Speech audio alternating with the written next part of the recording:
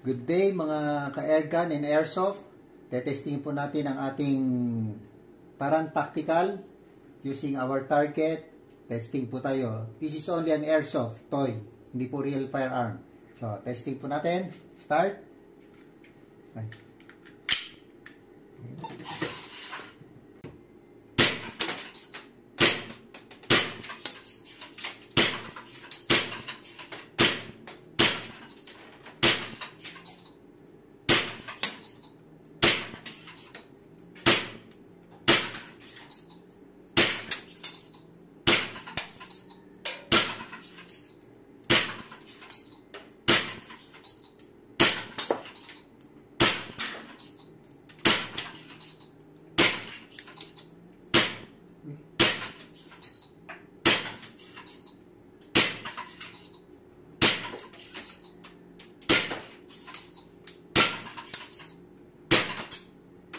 Finish.